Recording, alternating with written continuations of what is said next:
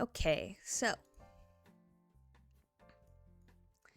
here we have Langston Hughes. I figured we could start by reading some of his basically an explanation of who Langston Hughes is. He was born in 1902, died in 1967. Just so we can kind of get our groundwork. So thank you, Brian. I did change my profile pic.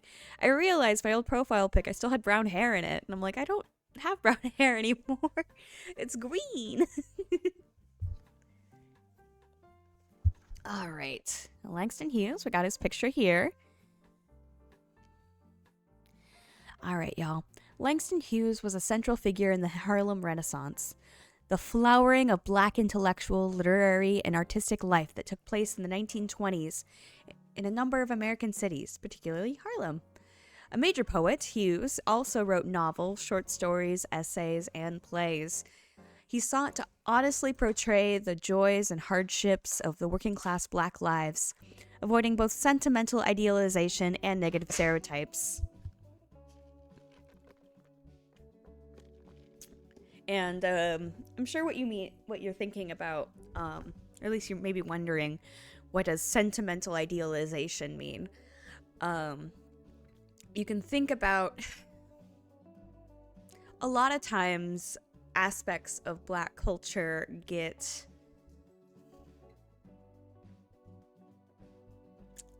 I almost want to call it whitewashed, you know? They like to talk about, I mean, you see this in like history textbooks in the South where they talk about slavery in terms of like, oh yeah, and they had work to do and it wasn't that bad, and you know, like idealizing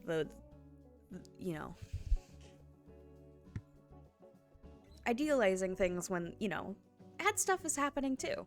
And I think he does a really good job like striking that balance.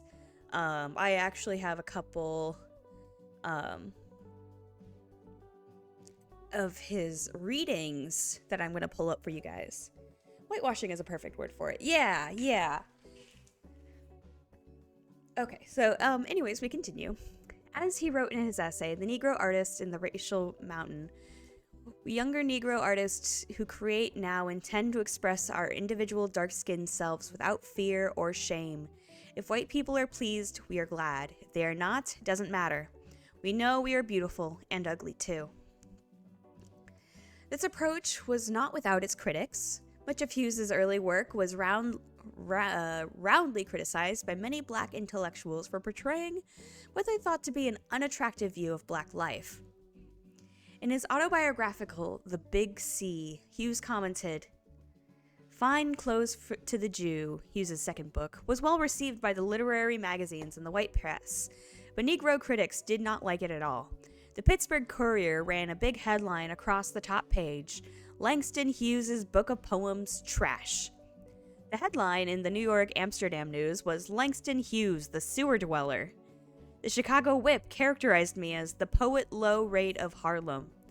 Others called the book a disgrace to the race, a return to the dialect tradition, and parading of all of our racial defects before the public. The Negro critics and many of the intellectuals were very sensitive about their race in books, and still are, in anything that white people were likely to read. They wanted to put their best foot forward, their politely polished and cultural foot, and only that foot. And honestly, that's something I feel like I see a lot. It's a lot of like internalized racism. You see it in other forms as well. Like you'll see internalized transphobia, where you'll find trans people who are criticizing other trans people for not being ideal enough, being like, this is why people treat us like this, where, you know, instead of blaming the people who are treating you badly, they're blaming each other because they feel like they don't have a lot of power. Continuing, in fact, the title, Fine Clothes to the Jew, which was misunderstood and disliked by many people, was derived from the Harlemites Hughes saw pawning their own clothing. Most of the pawn shops and the other stores in the Harlem at the time were owned by Jewish people. Lindsay Patterson, a novelist who served as Hughes's assistant, believed that Hughes was, critically, the most abused poet in America. Serious white critics ignored him, less serious ones compared his poetry to Cassius Clay doggerel, and most black critics only grudgingly admired him. Some, like James Baldwin, were downright malicious about his poetic achievements. But long after Baldwin and the rest of us are gone, I suspect Hughes's poetry will be blatantly around, growing in stature until it is recognized for its genius. Hughes was unashamedly black at a time when blackness was démodé. He had the wit and intelligence to explore the black human condition in a variety of depths, but his tastes and selectivity were not always accurate. And pressures to survive as a black writer, in a white society. And it was a miracle that he did for so long, extracted an enormous creative toll. Nonetheless, Hughes, more than any other black poet or writer, recorded faithfully the nuances of black life and its frustrations. In Hughes's own words, his poetry is about workers, roustabouts, and singers, and job hunters on Lenox Avenue in New York, or 7th Street in Washington, or South State in Chicago. People up today and down tomorrow, working this week and fired the next, beaten and baffled, but determined not to be wholly beaten. Buying furniture on an installment plan, filling the house with rumors to help pay the rent, hoping to get a new suit for Easter, and pawning that suit before the 4th of July. Hoyt W. Fuller commented that Hughes chose to identify with plain black people, precisely because he saw more truth and profound significance in doing so. Perhaps in this he was inversely influenced by his father, who, frustrated by being the object of scorn in his native land, rejected his own people. Perhaps the poet's reaction to his father's flight from the American racial reality drove him to embrace it with extra fervor. Langston Hughes' parents separated shortly after his birth, and his father moved to Mexico. The elder Hughes came to feel a deep dislike and revulsion for other African Americans. There again, that internalized racism. And and Langston Hughes really was a proponent of embracing and loving all the aspects of black culture. Although Hughes had trouble with both black and white critics, he was the first black American to earn his living solely from his writing and public lectures. Part of the reason he was able to do this was the phenomenal acceptance and love he received from the average black people. A reviewer for Black World noted in 1970, "Those whose prerogative it is to determine the rank of writers have never rated him highly. But if the weight of the public response is any gauge, then Langston Hughes stands at the apex of literary relevance among black people. The poet occupies such a position in the memory of his people precisely because he recognized that we possess within ourselves a great reservoir of physical and spiritual strength, and because he used his artistry to reflect this back to the people." Hughes brought a varied and colorful background to his writing. Before he was 12 years old, he had lived in 6 different American cities. When his first book was published, he had already been a truck farmer, a cook, waiter, college graduate, sailor, and doorman at a nightclub in Paris, and had visited Mexico, West Africa, the Azores, I hope that's how you pronounce that, the Canary Islands, Holland, France, and Italy. As David Littlejohn observed in his Black on White, a critical survey of writing by American Negroes, on the whole, Hughes's creative life was as full, as varied, and as original as Picasso's, a joyful, honest, and monument of a career. There was no noticeable sham in it, no pretension, no self-deceit, but a great, great deal of delight and smiling, irresistible wit. If he seems for a moment upstaged by angrier men, by more complex artists, if different views engage us necessarily at this trying stage of the race war, he may well outlive them all and still be there when it's over. Hughes's greatness seems to derive from his anonymous unity with his people. He seems to speak for millions, which is a tricky thing to do. I got this like strawberry aguas frescas from my local taqueria. Of course, I immediately get a lump of strawberry stuck in it. It's really tasty. Though I have to be very careful. There's so many seeds in the bottom. I'm sure you can see that. And I'm not supposed to have seeds. So I'm like, have my straw like positioned at the very top of the drink. Just to try to like, just get the juice and avoid the seeds.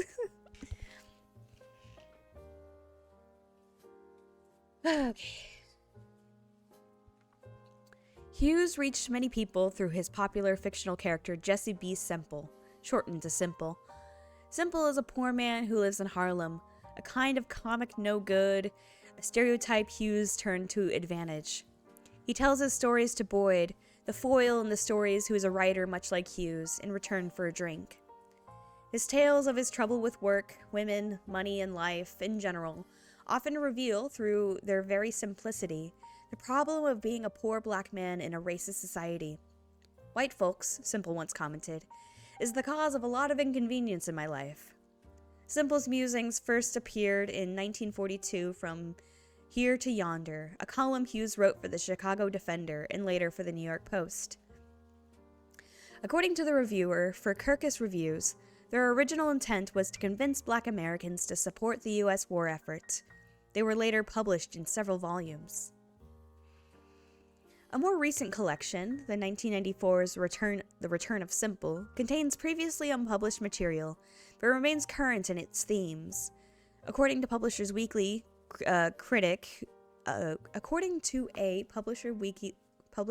critic, who noted Simple's addressing of such issues as political correctness, children's rights, and the racist undercurrent behind contraception and the sterilization proposals. Donald C. Dickinson wrote in his biobibliography of Langston Hughes that the charm of Simple lies in his uninhibited pursuit of those two universal goals, understanding and security. As with most other humans, he usually fails to achieve either of these goals, and sometimes, once achieved, they disappoint him. Simple has a tough resilience, however, that won't allow him to brood over a failure very long.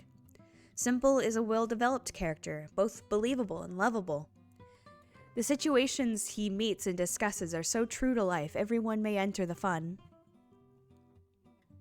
A reviewer for Blackworld commented on this popularity of Simple.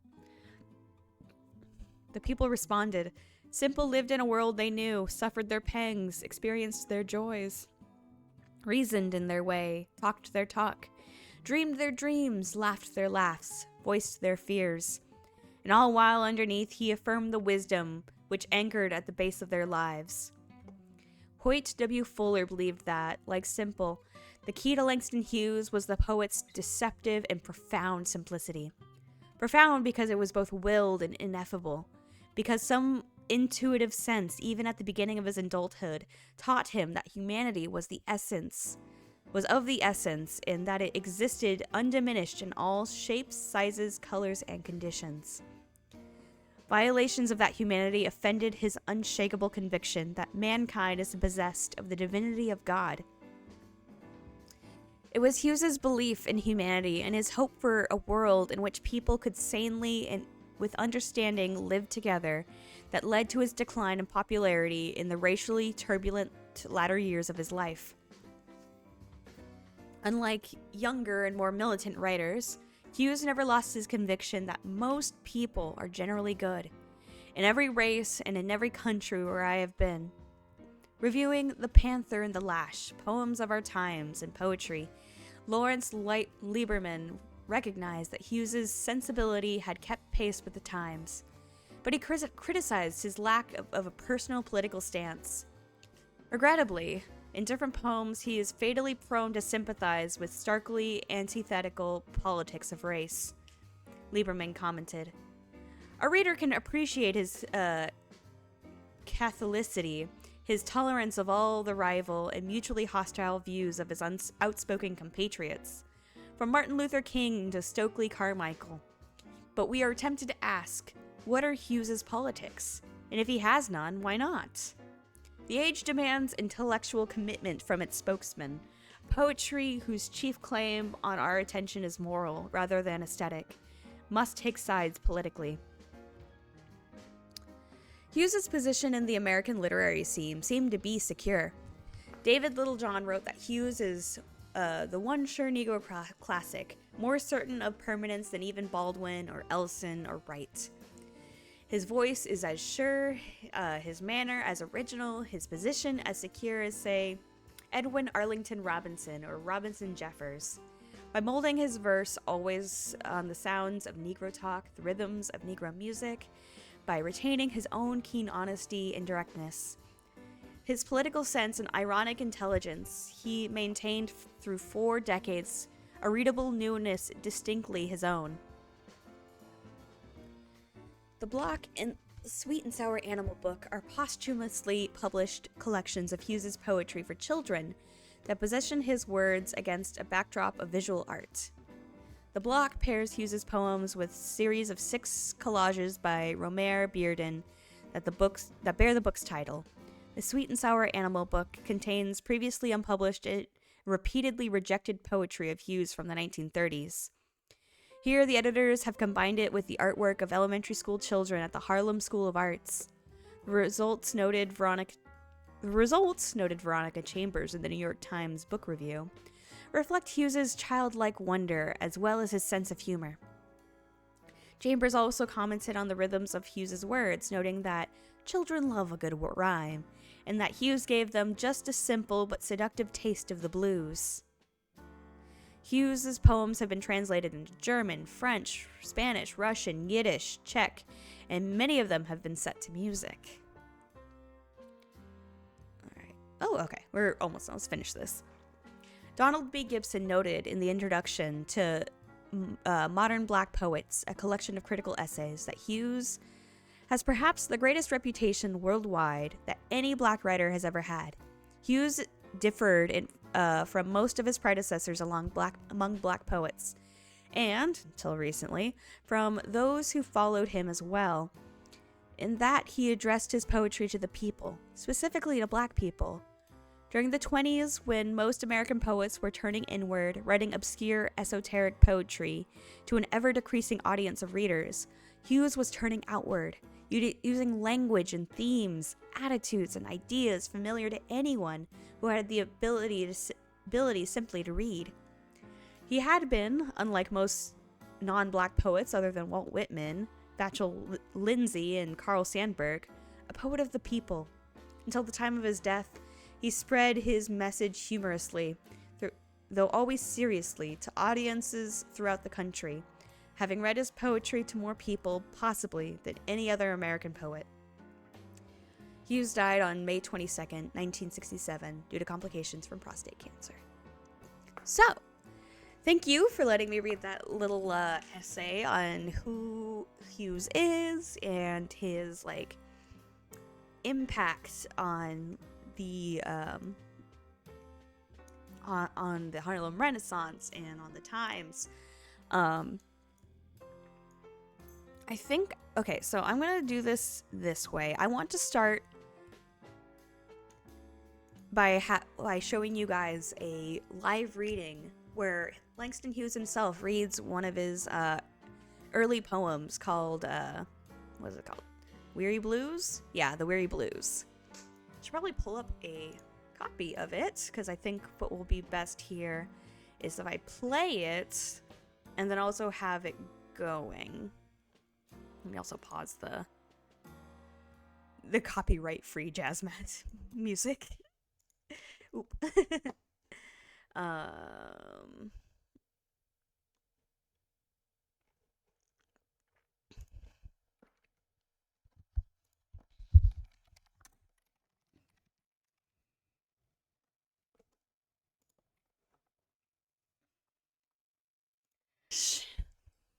You know how I am with my sickness. I sometimes just have to get up and go. But okay, we're back. I'm gonna put in earbuds so we don't hear some weird double stuff speakers.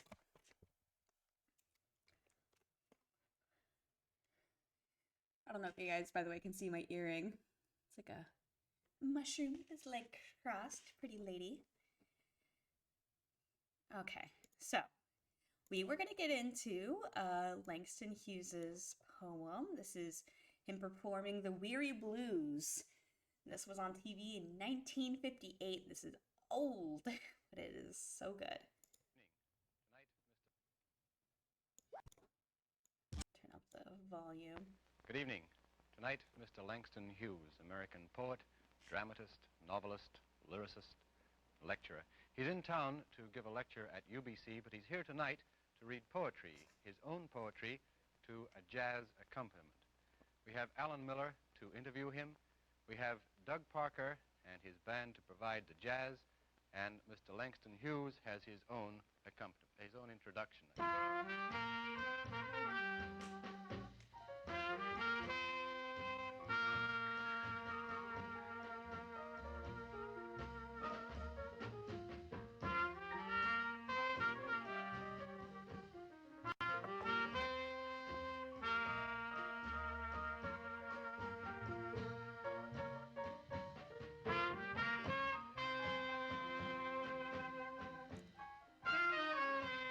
Tim. The sun's a-settin'. This is what I'm gonna sing.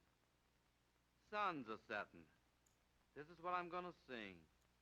I feel the blues a-comin'. I wonder what the blues will bring.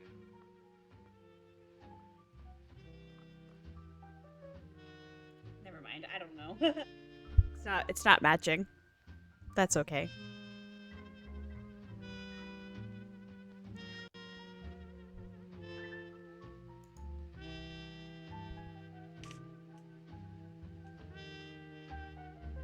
Droning a drowsy, syncopated tune. There it is. Rocking back and forth to a mellow croon. I heard a Negro play.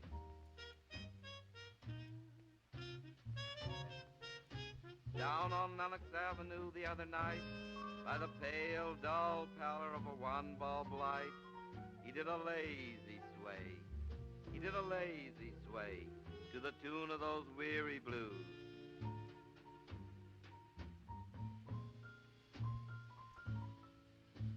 With his ebony hands on each ivory key, he made that poor piano moan with melody. Oh, blues. Swaying to and fro on his rickety stool, he played that sad, raggy tune like a musical fool. Sweet blues, coming from a black man's soul. Oh, blues.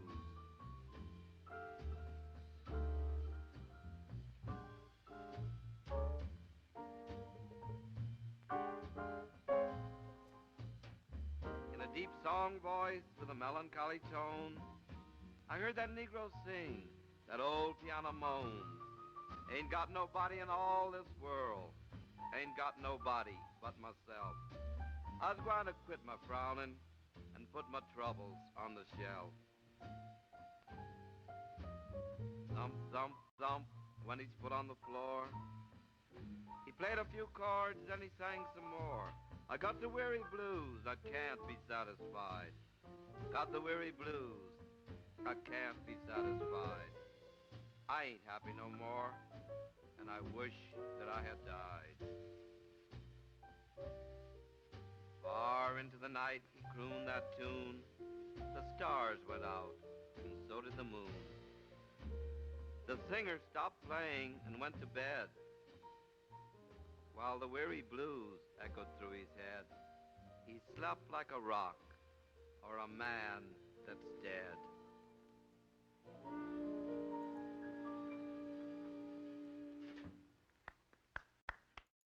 Yeah, so I really wanted to start, reading of actual Langston Hughes' stuff, with us listening. What is when YouTube tries to recommend stuff? It's kind of scary.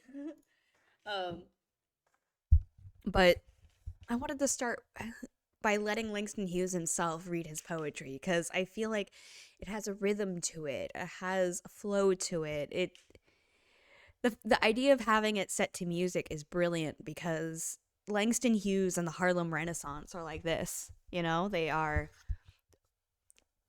influenced by each other and influencing each other. And Langston Hughes himself stood at the center of it and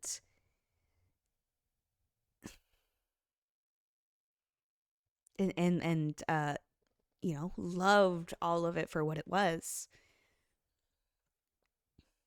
Where did my tab go? Yeah, the Weary Blues. I also have another one where he read The Negro Speaks of Rivers. But I think I wanted to read this essay he wrote, or at least some of it. Though I think we could probably make it through all of it. Oh yeah, because then that's all just notes.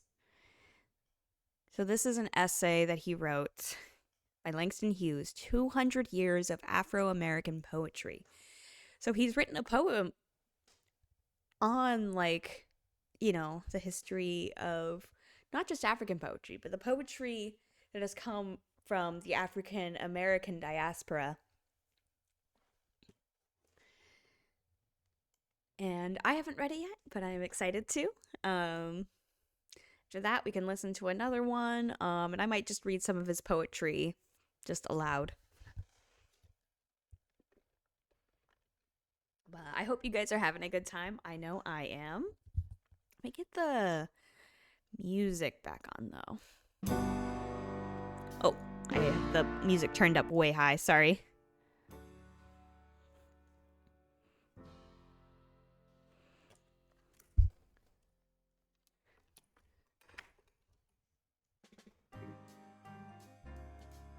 Okay. Just a bit lower. Don't want it to be overpowering. Okay, and then we have a little introduction here, just kind of, I assume just explaining, the circumstances surrounding the essay. Okay, so poet and writer Langston Hughes stood at the center of the Harlem Renaissance and advocated for the preservation and communication of African American traditions across the genres of music, poetry, and theater. His own poetry often used the musical patterns of the spirituals and the blues as received forms. In the 1960s, when this essay was published, Hughes's refusal to convey a definitive political stance in his work caused some tension in the African American community, where conversation was dominated by the voices of Martin Luther King and Stokely Carmichael. 200 Years of Afro-American Poetry was originally intended as the introduction of Les Poètes Négres des États-Unis, which was published in the U.S. in 1973 as The Black Poets of the United States, from Paul Laurence Dunbar to Langston Hughes. In this essay, published 2 years before his death, Hughes offers an historical examination of the trajectory of African American poetry, beginning with the work of Lucy Terry, a slave, in 1746, and continuing through Phyllis Wheatley and Paul Laurence Dunbar to the rising generation of African American poets in the 1950s and 60s, including Leroy Jones, Julia Fields, Julian Bond, and David Henderson. Hughes examines how the themes and use of plantation dialect in the early poets' works impacted the extent of these poets' success among white and African American audiences. He praised James Weldon Johnson's groundbreaking approach to the African American poet's dilemma of wanting to convey and preserve racial elements in poetry while struggling against the limited vocabulary of plantation dialect. Johnson's approach to this challenge, followed by Hughes and many other African American poets, was to use standard English to frame and preserve cultural idioms rather than poetry composed entirely within the limitations of dialect. Finally, Hughes examines why most African American poets have been protest poets. As he notes, over the years, the basic and most pertinent subject matter of Negro poetry has been not love, roses, moonlight, or death or sorrow in the abstract, but race, color and the emotional problems related thereunto, in a land that treats its black citizens, including poets, like pariahs. While acknowledging the desire of many African American poets and their critics to address different or more universal themes, there we go. Scooch. There we go. You can kind of see. I do it right here. Address more different or more universal themes in their work. The prevalence of racism in the daily lives of African American poets makes its avoidance in poetry a near impossibility. If, as Hughes asserts, art is to be an intensification or an enlargement of life, or to give adequate comment on what living is like in the poet's own time.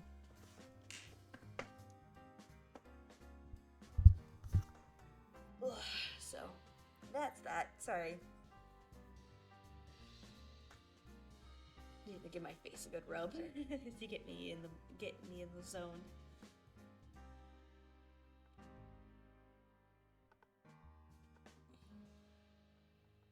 Yeah, let's read about 200 years of Afro-American poetry. Poets and versifiers of African descent have been publishing poetry on American shores since the year 1746, when a slave woman named Lucy Terry penned a rhymed description of an Indian attack on the town of Deerfield, Massachusetts, a quarter of a century before the revolt of the New England colonies against Britain. And it was a Negro woman, Phyllis Wheatley, who in one of her poems applied the oft-quoted phrase, "First in peace," to General George Washington before he became the first president of the United States.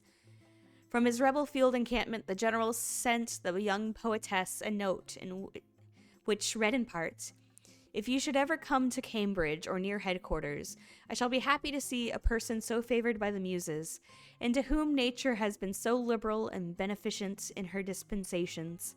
I am with great respect, your obedient humble servant, George Washington." Born in Senegal, Phyllis Wheatley unfortunately had been purchased at the age of 7 or 8 by a kindly master and mistress who took a fancy to the little black girl offered for sale on the decks of a slave ship in Boston Harbor.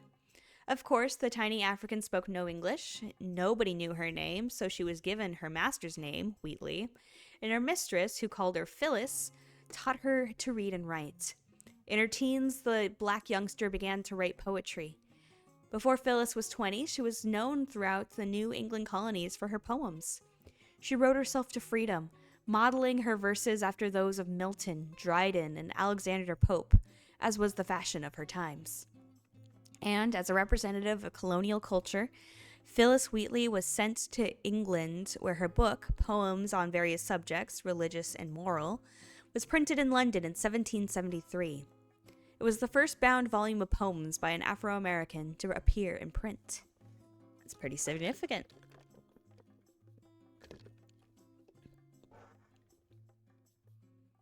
Previously, a Long Island slave, Jupiter Hammond, had published broadsides as early as 1760, but it was more than 50 years before another actual book by a Negro poet was published. Then, in 1829, George Moses Horton issued The Hope of Liberty while still in bondage in North Carolina. Later, other volumes followed, but Horton's books never sold enough copies, as he had hoped they might, to buy his freedom. Perhaps this was because freedom was often the subject of his poems, and such a subject was no more pleasing to white Southerners 100 years ago than it is today in this century of Mississippi madness. Horton had to wait until the end of the Civil War to become a free man. Once liberated, he continued to protest in writing concerning the sad fate of the black man on American shores, in slavery or out. Almost all Negro poets, except the French-speaking Louisiana Creoles, wrote plaints against slavery. The best of the black anti-slavery poets was a free woman in Baltimore, Frances E.W. Harper, whose books are said to have sold more than 50,000 copies. Hers was a distinctly a poetry of protest, as has been most Negro poetry for 200 years, which which has limited its appreciation in America to a comparatively small circle of readers. The first Negro poet whose work had wide appeal for the white public was Paul Laurence Dunbar, born in Ohio, 1872, of parents who had been slaves. His mother could not read or write, so after Paul acquired some book learning in school, he began to teach his mother. But fortunately, the little boy did not erase from his mother's tongue the quaint, broken speech of the slave period. Her plantation dialect and that of other elderly Negroes who had known bondage in the deep South injected the folk flavor in much of Dunbar's poetry. The charm and humor of this now almost unreadable slave English gave unique color to his work. Unfortunately, this idiomatic flavor is well nigh impossible to translate into European tongues, or to even successfully put into contemporary English, just as Chaucer, Shakespeare's original language, loses much of its patina when transcribed into modern speech. Paul Laurence Dunbar was Negro America's first major, albeit minor, poet. A half-century after his death, some of his poems are still read and recited by the Negro people, and some, like Little Gal, had been made into charming songs. Okay. Get ready for me to butcher this. Oh, the weather, it is balmy and the breeze is sighing low, Little Gal, and the mockingbird is singing in the locusts by the doe. Little Gal, there a hummin' and a bummin' in the land from east to west. I is a sighin' for you, honey, and I never know no rest. For days lots of trouble brewin' and stewin' in my breast, Little Gal. Hey, that actually wasn't that bad. Dunbar died in 1906 at an early age, but a contemporary, James Weldon Johnson, lived much longer and wrote poetry and prose of quality. Mr. Johnson simplified the folk speech of the semi-illiterate Negroes of their generation, and in his transcriptions of the prayers, chants, and sermons of black preachers, which he put into poetry, without the misspellings of literal dialect, achieved in God's trombones a folk synthesis of genuine beauty. The poems from this volume are enjoyed on radio, television, and in theater today. They are a blend of regional idioms of the Negro South and the sonorous rhythms of the Bible from which the black religionists drew their inspiration. There is God's trombones no attempt at the exaggerated speech of the black-faced minstrels which white performers put into the mouths of stage Negroes for so many burlesque years. James Weldon Johnson, in his preface to God's Trombone, expresses well the problems of the American Negro poet who wishes to preserve in his work racial tones and color, but desires an instrument of greater range than illiterate speech. Mr. Johnson wrote, what the colored poet in the United States needs to do is something like what Synge did for the Irish. He needs to find a form that will express the racial spirit by symbols from within, rather than by symbols from without, such as the mere mutilation of spelling and pronunciation. This transition in language from the quaintness of dialect to the preservation of Negro idioms and flavor in straight English set a style which, since the publication of God's Trombones in 1927, many other Negro poets, including Sterling Brown and myself, have followed. In my poems, in the manner of the blues and the spirituals, I have attempted to inject a sense of racial color and rhythms into the broader framework of the American language. Brown has done likewise in his book Southern Road. I gotta say, Langston Hughes was probably one of the first poets I read who... It was the first time I kind of heard that sort of flow and rhythm in a poem when I was in school. I was, like, young, obviously. And, you know, I feel like that's significant. It's significant that his poems are both accessible by a wide audience because of his simplicity, as we read in the Poetry Foundation essay on him, but also it's just dripping with this sense, you know, as they said, the racial color and rhythms, bringing it into the broader framework of the American language. Because, hey, American language, English, what have you, it's spoken by so many people, and everybody who speaks it and uses it to communicate transforms it, changes it. Language is a fluid thing, you know?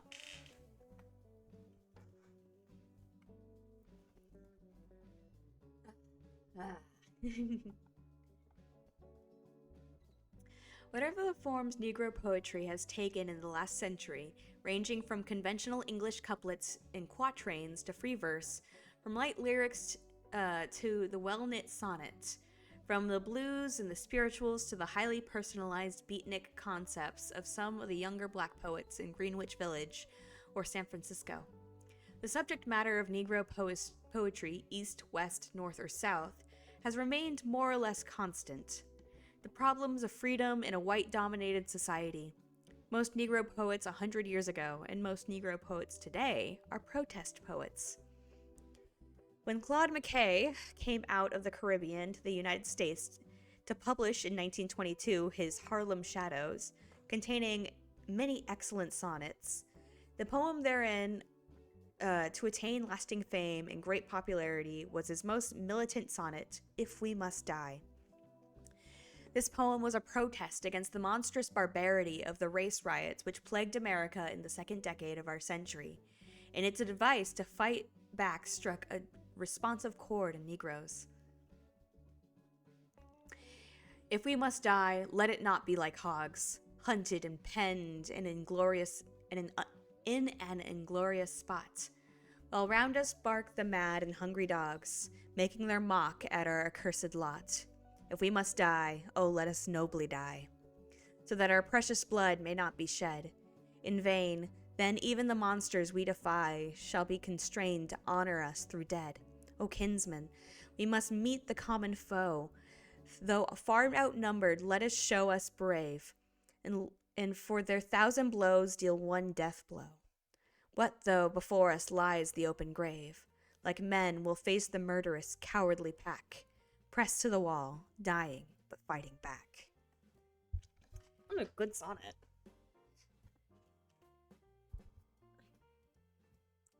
When Count T. Cullen in 1925 published Color, a volume of lyric poetry, his poem Incident about a little white boy in Baltimore who insultingly called another little boy the N-word, I'm not going to say that one, soon became and still is the most quoted of Cullen's poems. Again, I'm not going to say the N-word, that is not my word to say, but I will read the poem, and you'll know. Once riding in old Baltimore, heart-filled, head filled with glee, I saw a Baltimorean keep looking straight at me. Now I was 8 and very small, and he was no whit bigger. And so I smiled, but he poked out his tongue and called me the N-word. I saw the whole of Baltimore, from May until December. Of all the things that happened there, that's all that I remember. You know. And that white kid probably didn't even remember that, because probably does it all the time. Well, did it all the time. The kid's way definitely dead. Written in the 1920s during the period of Harlem's Negro Renaissance, wearing Cuny's no images about the proscribed beauty of a brown girl has, of all his work, been the most widely reprinted.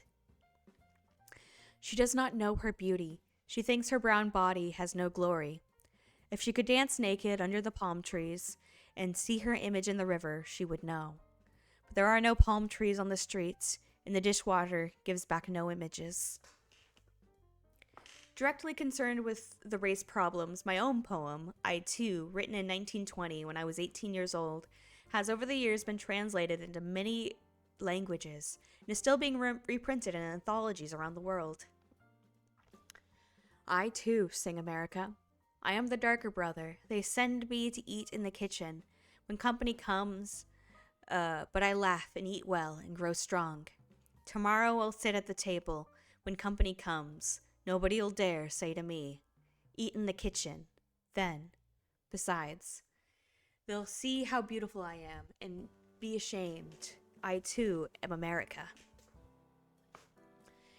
The desire to be an integral part of life, of the country whose soil the Negro people have inhabited for 300 years, is a major desire. The black Muslims who wished a separate state, and the African nationalists who advocate a return to the ancestral homeland are the exceptions. And the small part only of 22 million colored Americans. In any case, over the years, the basic and most pertinent subject matter of Negro poetry has been not love, roses, moonlight, or death, or sorrow in the abstract, but race, color, and the emotional problems related thereunto in a land that treats its black citizens, including poets, like pariahs. Only a very few Negro writers have been able to escape the impact on their lives of this white shadow across America. It would seem to me, then, only fitting and proper, if art is to be an intensification or enlargement of life, or to give adequate comments on what living is like in the poet's own time, that Negro art be largely protest art. Our time today is the time of color from Selma to Saigon, and of the heartaches and heartbreaks of racial conflict from Cape Town to Chicago. A poet may try to hide in the bosom of Ezra Pound as much as he wishes, but the realities of conflict are unescapable. The color problem is a drag on the whole world, not just on Negro poetry. The only Pulitzer Prize winning poet of color, this might have changed, hopefully, since he wrote this. The only Pulitzer Prize winning poet of color, Gwendolyn Brooks, has written that Negro poets are twice tried. They have to write poetry, and they have to remember that they are Negroes. Often they wish that they could solve the Negro question once and for all, and go on from such success to the composition of textured sonnets or buoyant villanelles about the transience of a raindrop or the gold stuff of the sun. But she continues, the raindrop may seem to them to represent racial tears, and those might seem indeed other than transient. The golden sun might remind them that they are burning.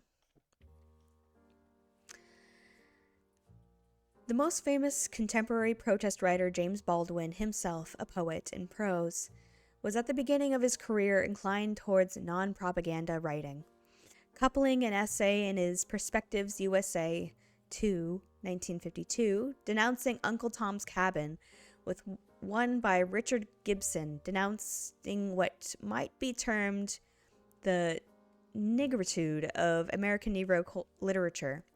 Both pieces were published together under the heading Two Protests Against Protest. Today, 15 years later, no black writer writes stronger protest literature than Baldwin. The weight of the Negro problem has caused him to out-Tom Uncle Tom's Cabin.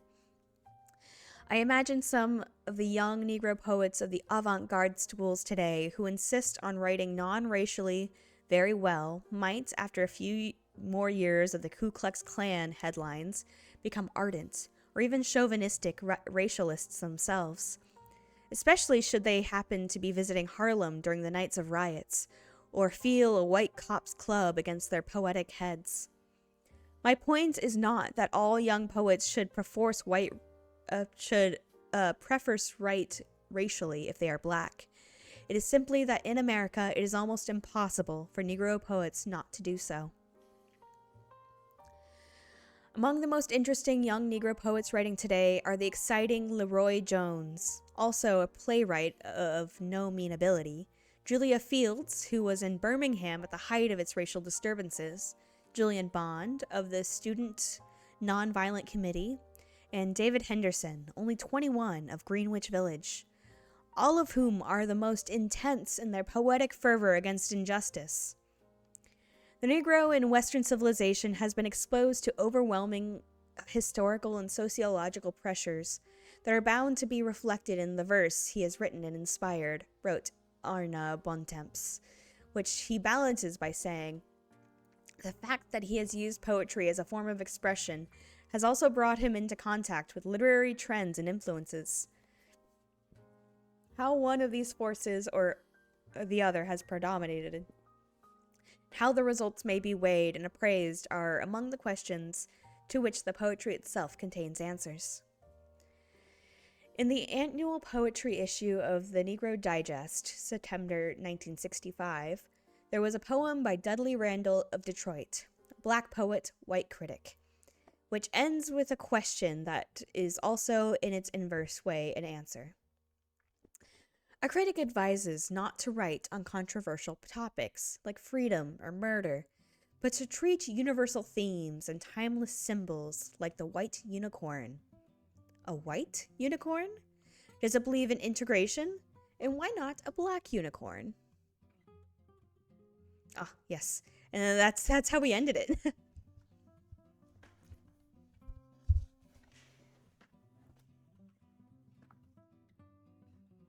But I think especially with that last poem, the critic advises not to write on controversial topics. Very clearly a white critic, and they were like, "Ooh, use timeless symbols like the white unicorn." And for them, controversial topics are something that can be avoided because they don't have to deal with these things in their daily lives. White privilege is that, white people are considered like the standard. Why is the timeless symbol not a black unicorn? Why is it a white unicorn? There are these things. Whiteness constantly being compared to purity and goodness, or, would you like an interesting fact about stuff like that? Sure. Hey, Huggy, hit me with it. Oh yeah, all the different...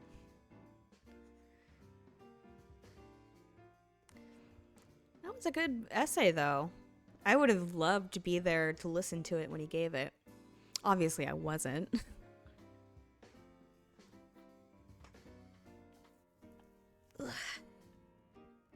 After we hear what Huggy has to say, we'll go ahead and listen to that other poem I pulled up on YouTube.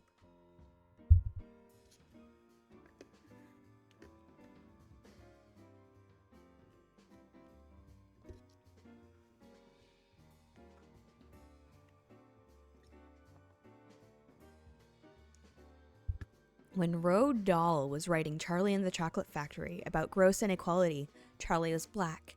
His agent forced him to change him to be a white kid. And that's that. I'm not surprised. That makes a lot of sense.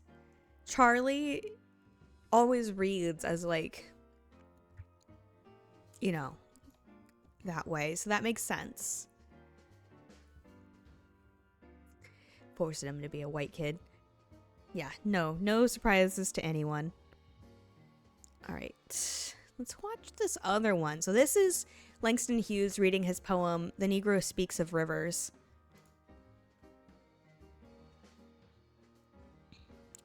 We can just go ahead and scroll down and see the poem right there. So I'll just go ahead and hit play.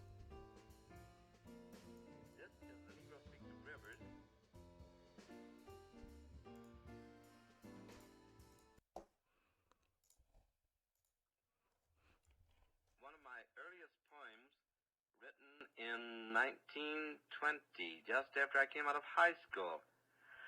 The way this poem came to be written was that I was going to Mexico to visit my father, who lived in Mexico City, and on the train going across the Mississippi River, just outside St. Louis, I looked out the window and I saw this great muddy river flowing down toward the heart of the South, and I began to think about what this river meant to the Negro people, how, in a sense, our history was linked to this river, how in slavery time my grandmother told me that to be sold down the Mississippi was one of the worst things that could happen to a Negro slave. And then I remembered that I'd read about Abraham Lincoln going down the Mississippi as a young man, and he went on a raft to New Orleans, and he saw human beings bought and sold in the slave market there, and he was so horrified by this that he never forgot it.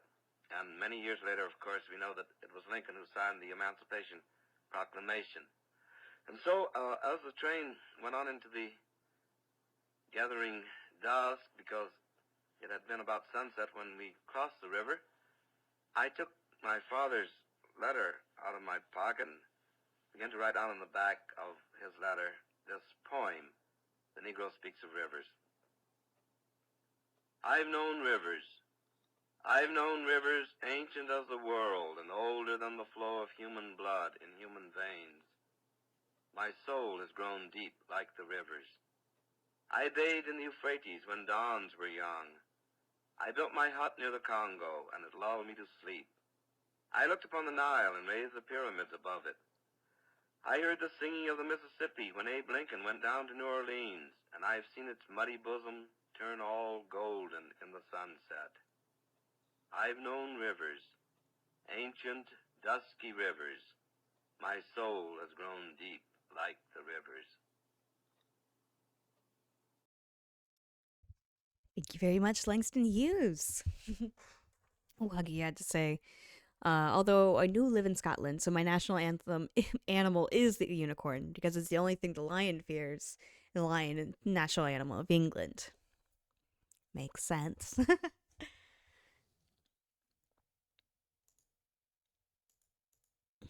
And here we are, all about hating the British. Take that. Yeah, so Langston Hughes, an amazing author. One moment. I borrowed from the library a book of poetry. Let's see if I can find it.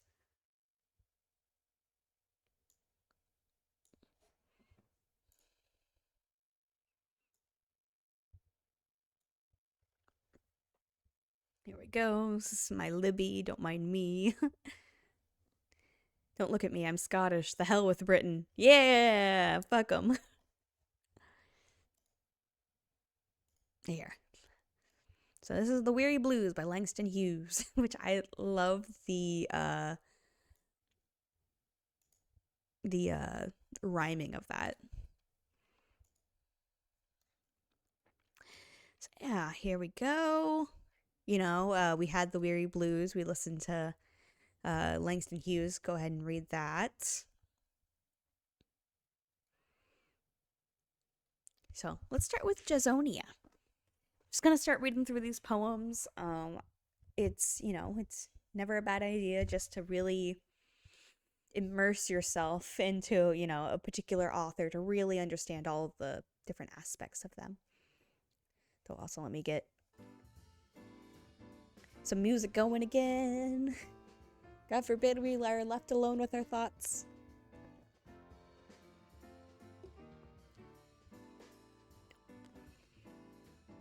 Okay. Jazonia. Oh, silver tree, oh, shining rivers of the soul. In a Harlem cabaret, 6 long-headed jazzers play. A swinging girl whose eyes are bold lifts a high address of silken gold. Oh, singing tree, oh, shining rivers of the soul. Were Eve's eyes in the first garden just a bit too bold? Was Cleopatra gorgeous in a gown of gold? Oh, shining tree, oh, silver rivers of the soul. In a whirling cabaret, 6 long-headed jazzers play. Love it, love it. And then we got Negro dancers.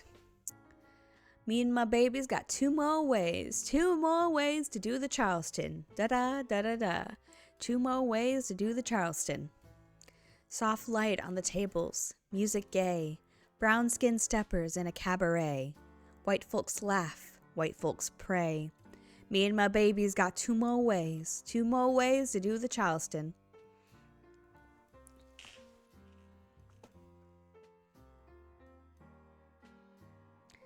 I think I also really appreciate how Langston Hughes is, like, he really shows you the kind of, like, he sets the scene in so few words. I didn't care what you call that on your head because I can't remember, but it's precious and you look freaking adorable. Ooh, thank you. Headband, I guess? A little headband?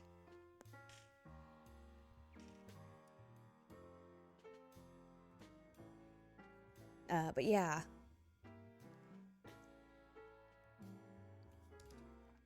I feel like also here this kind of talks about, like, how we'll have, you know, these jazz clubs where, you know, people are dancing and people are watching, but you can see, you know, it's called Negro dancers. It's the people of color who are dancing, you know, and doing the Charleston, whereas the white folks are laughing and watching. Are they mocking? Are they laughing together? Are laughing out of joy? You know, we can't tell, so we kind of have to infer. We kind of have to ponder, you know, what sort of things that means.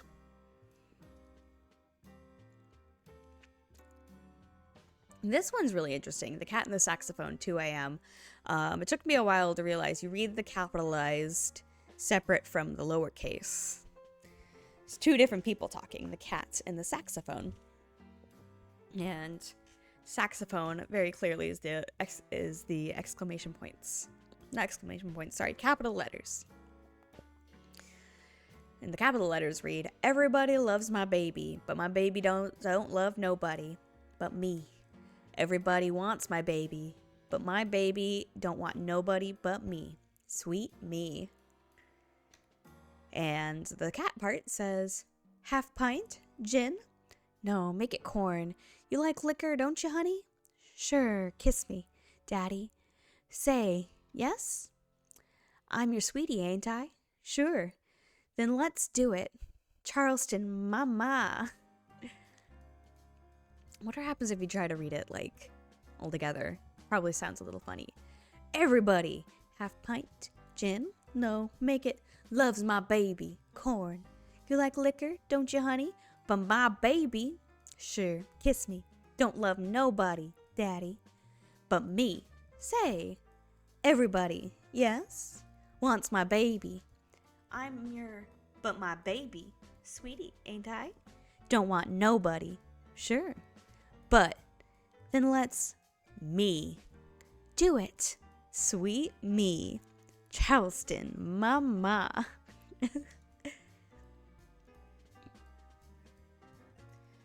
My sister was tracing my family tree on my mother's side because my maternal grandmother was not white. She traced as far back as Puerto Rico, where a black lady appeared, and the trail goes cold there, which probably means what everybody thinks it means. Yeah. Ooh, that diaspora. The loss of history, the loss of, you know, ancestral history, I guess. All right, young singer. One who sings chanson vulgaris in a Harlem cellar where the jazz plays from dark to dawn. Would not understand should you tell her that she is like a nymph for some wild fawn. Cabaret. Does a jazz band ever sob? They say a jazz band's gay. Yet as the vulgar dancers whirled and the wan nights wore away, one said she heard the jazz band sob when the little dawn was gray.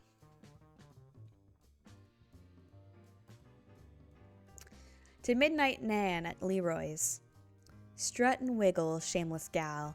Wouldn't good fellow be your pal. Hear dat music, jungle night. Hear dat music, and the moon was white. Sing your blues songs, pretty baby. You want lovin', and you don't mean maybe. Jungle lover, night black boy. Two against the moon, and the moon was joy. Strut and wiggle, shameless Nan. Wouldn't no good fellow be your man.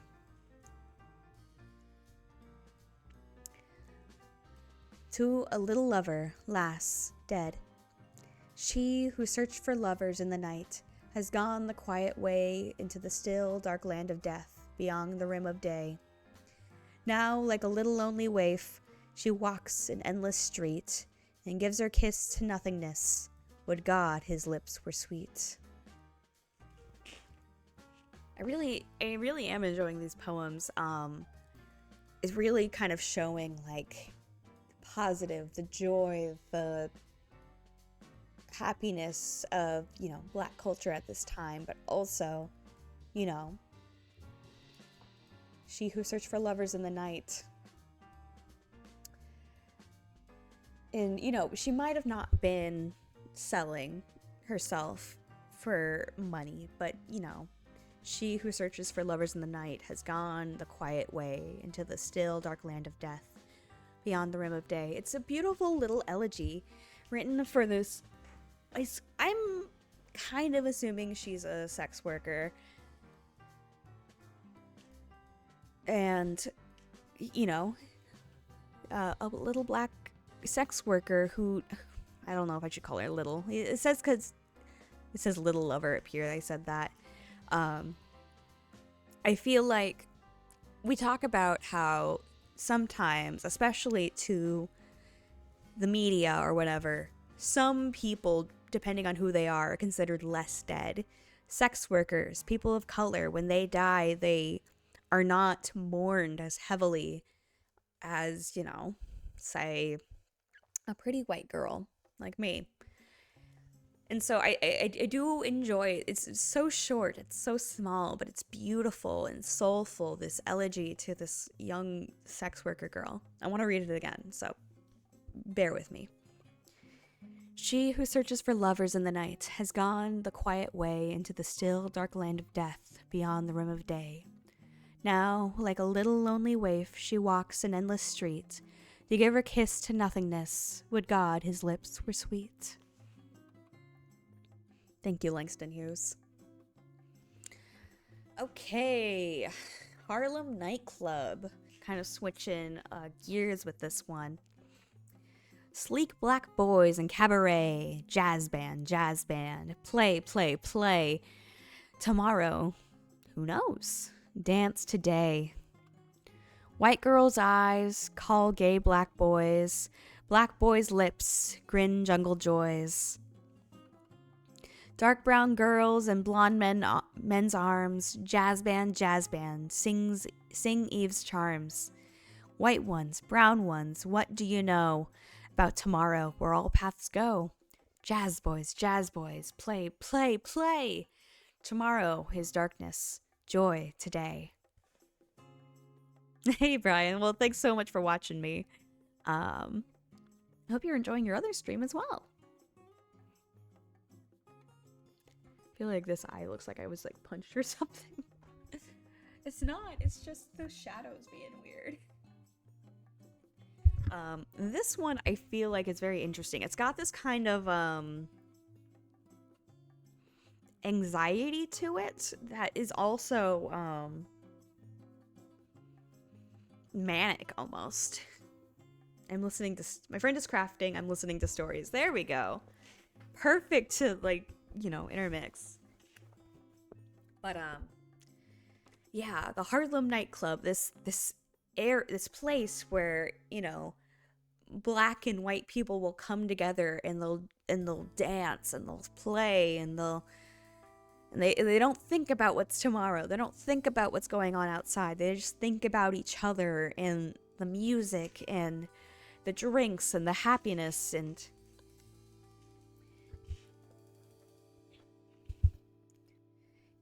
tomorrow is darkness, joy today. These people are all just completely absorbed into this Harlem nightclub. My hobby is supporting sex workers publicly and being angry at anyone who is derisive of them, mostly because I used to be one for like 10 years, but also it is the right thing to do. I agree.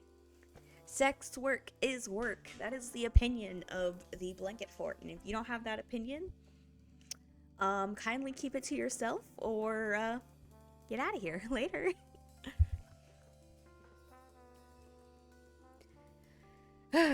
Okay. Nude young dancer. What jungle tree have you slept under, midnight dancer of the jazzy hour?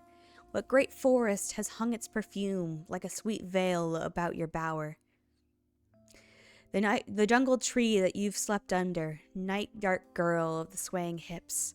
The star-white moon has been your mother. No, what star-white moon has been your mother? To what clean boy have you offered your lips?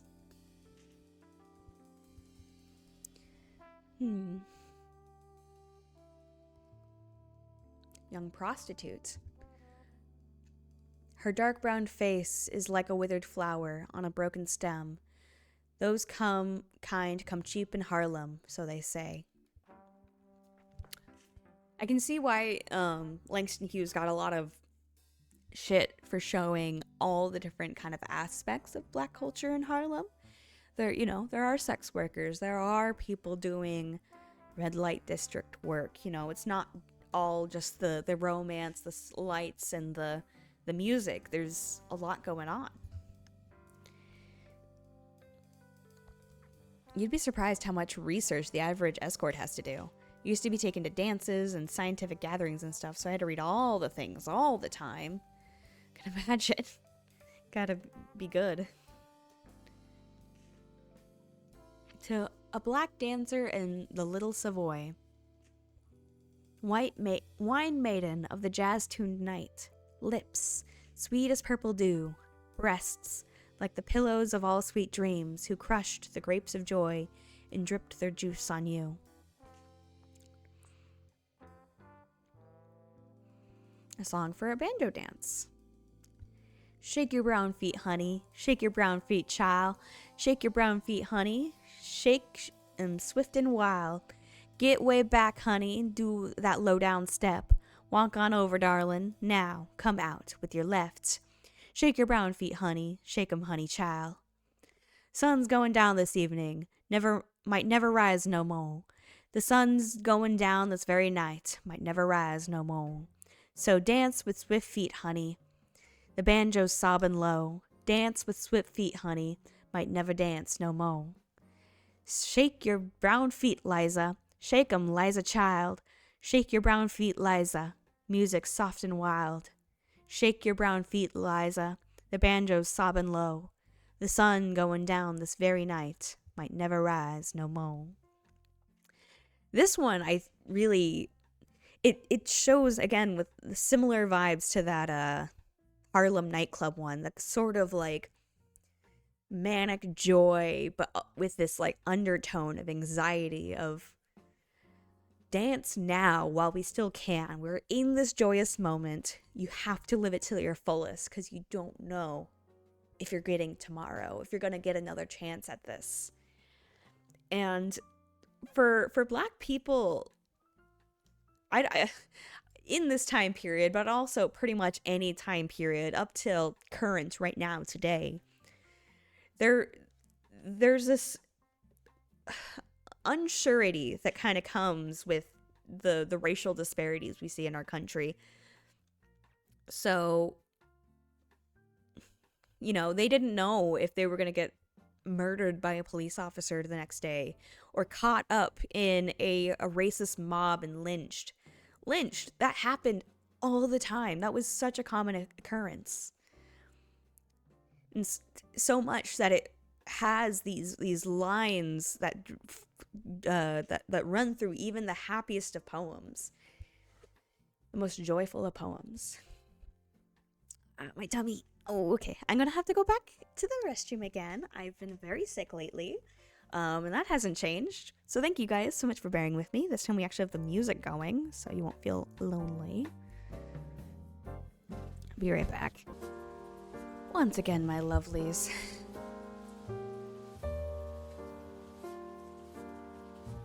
Thank you so much for bearing with me. This track is across from Happy Birthday and a girl from Ipanema, and I'm very confused by this. It's so funny.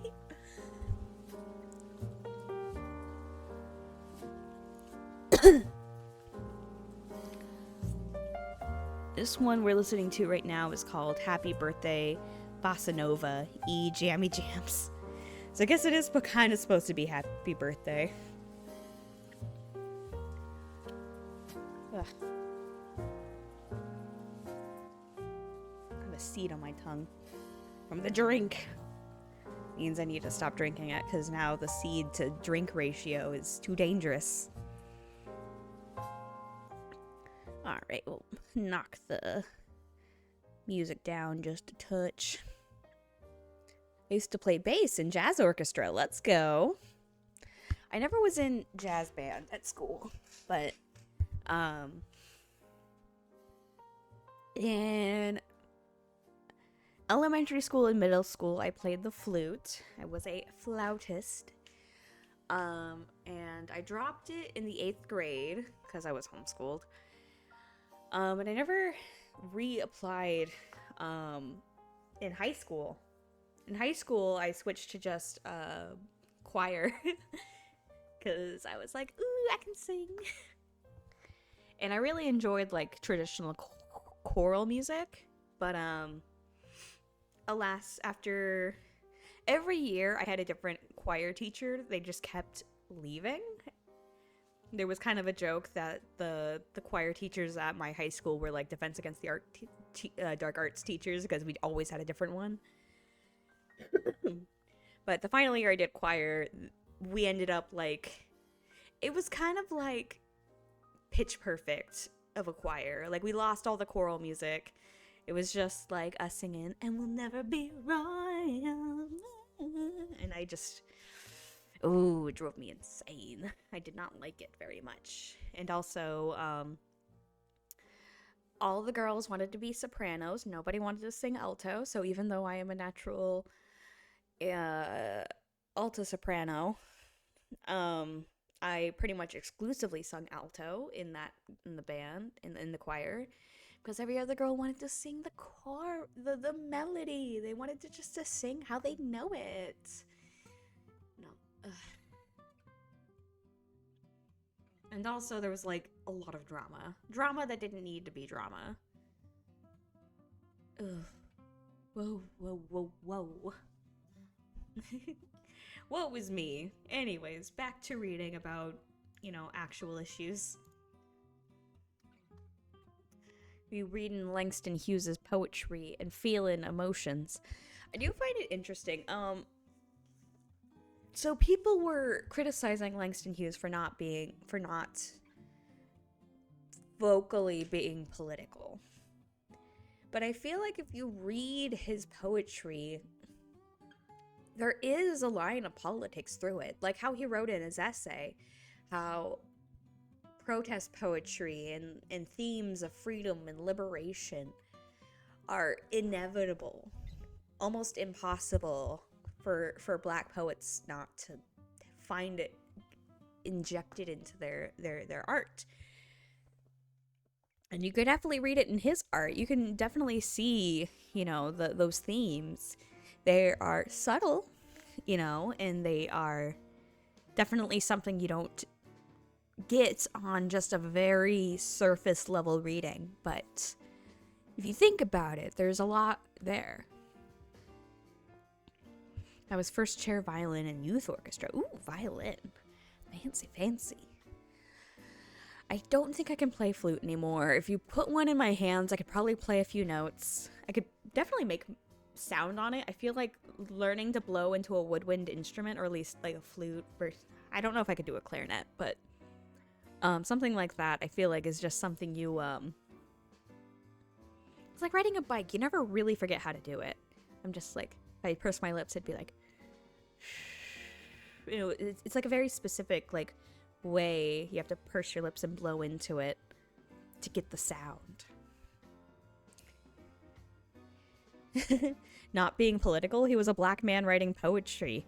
That's already political enough. Back then, black people were barely allowed to write. Yeah, it was definitely harder to get published then. Yeah, no. Because he was writing, in the 50s and the 60s when all that was happening. I say all that. Martin Luther King, Malcolm X, the Carmichael, all that was going on. And so there was a heavy public consciousness around the issue of race and, racial equality. And here he is, he's writing about cabarets and dancing and young girls dying. I feel like this one, To a Little Lover Lass Dead, is super political. It's just, you have to think about it. But you know how politics, they just need you to write out exactly what they mean. Plus, have they ever considered that the reason he didn't write political pieces was because he did and somebody burned them all? Possible. I have not heard about any of that, but I wouldn't be surprised. I mean, he definitely had a lot of rejected poetry. We were reading that posthumously, after he died, they got a lot of his rejected poetry and published it as a children's novel. Not novel, but a children's book of poetry. Okay. Blues fantasy. Hey, that's what the blues singers say. Singing minor melodies, they laugh. Hey, my man's done left me. Child, he's gone away. My good man's left me. Babe, he's gone away. Now the crying blues haunt me night and day. Hey, weary, trouble, pain. Sun's gonna shine somewhere again. I got a railroad ticket, pack my trunk and ride. Sing 'em, sister. Got a railroad ticket. I keep saying tricket. What even is that? Got a railroad ticket, pack my trunk and ride. And when I get on the train, I'll cast my blues aside. Laughing, hey, laugh aloud, hey. Blues fantasy. So this is a, woman who, she's got a railroad ticket taking her who knows where, maybe to some sort of major city where that's where the heart of the Harlem, maybe she's going to Harlem. The Harlem Renaissance is booming and she has all these sadness and she instead wants to think about happiness. She wants to throw herself and join that kind of manic euphoria that they're, they seem to exude in the jazz scene. Anytime he got political, he wouldn't get published. It's quite possible before his death, someone torched all his political stuff to erase him for it. I don't know if that's what happened, but it speaks volumes that the only pieces that did get published were solely about music or about black people or sex workers, people deemed beneath their area of interest, and therefore not controversial? I don't know. It's definitely something to think about. Because also, yeah, publishing is so white. It is so white.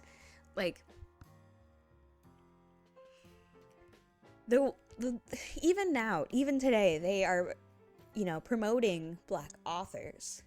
But are the editors black?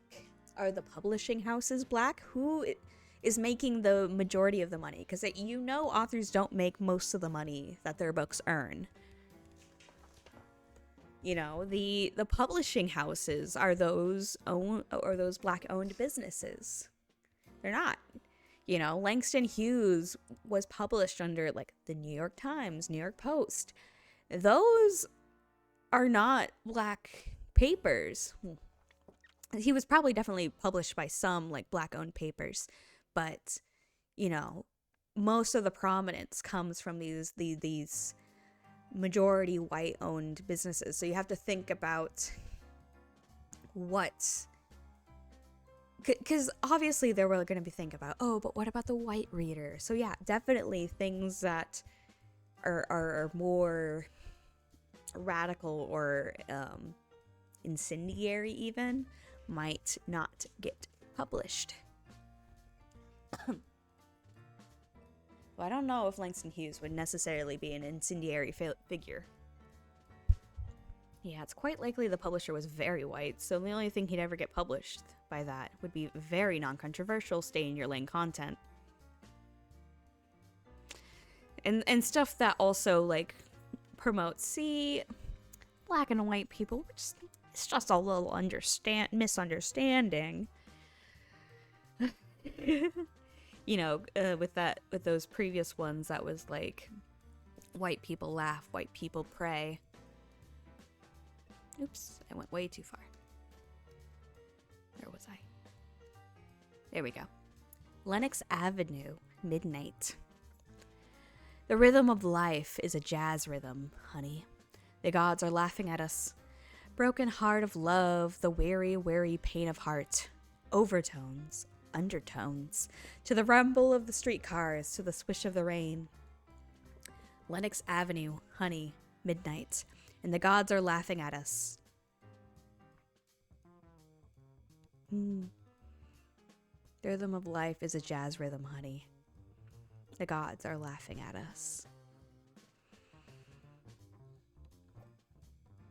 Toya, I am experiencing poetry. Please. God.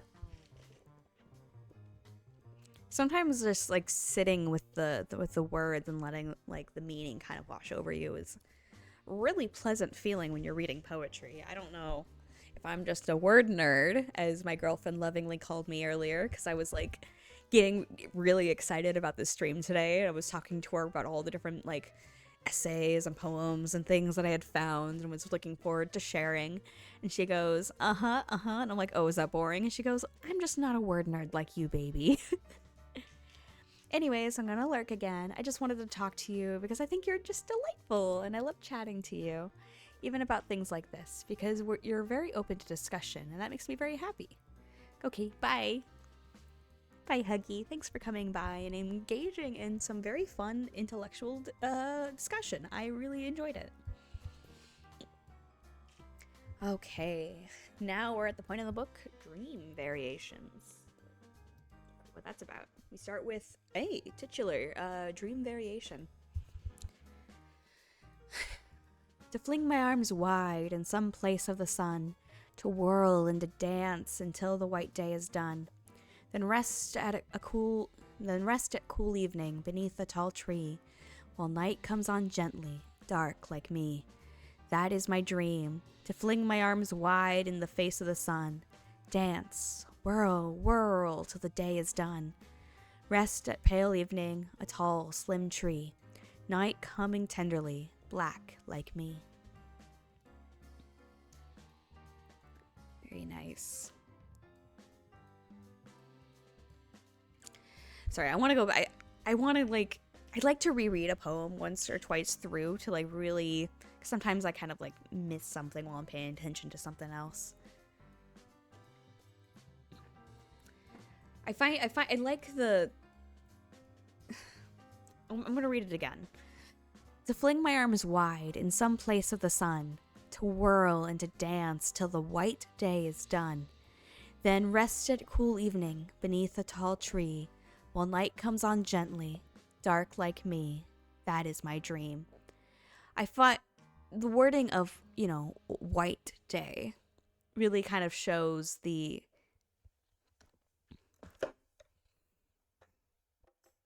it shows the themes here,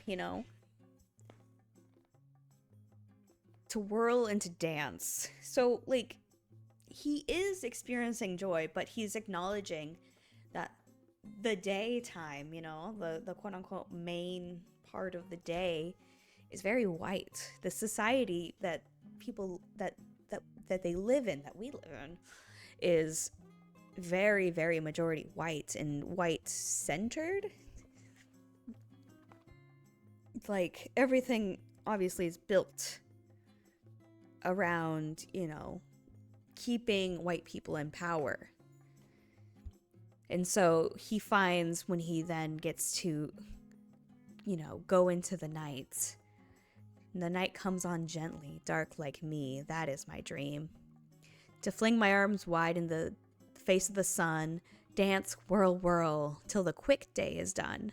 Rest at pale evening, a tall slim tree, night coming tenderly, black like me.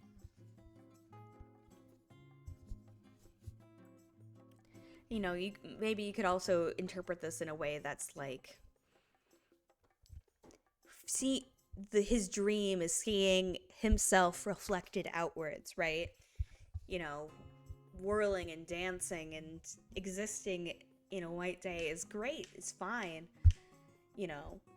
but the joy of seeing yourself reflected outside, right?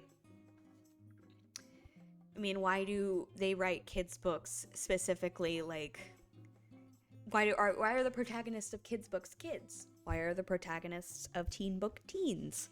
It's because those audiences want to see themselves reflected, right? So,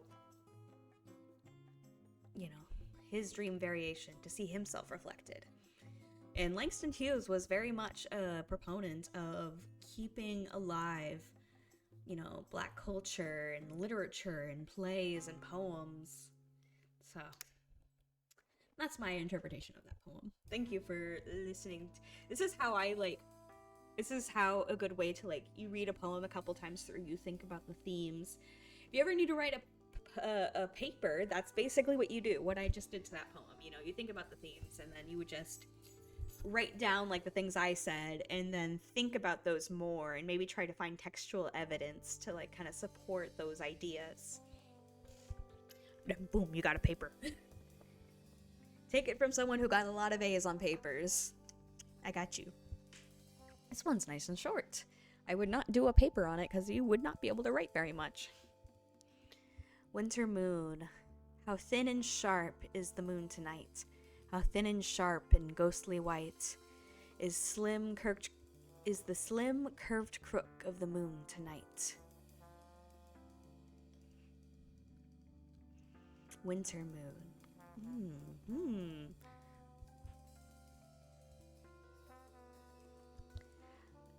I'm thinking about so now I'm thinking, okay, who he's describing the moon here is thin and sharp. But also ghostly white.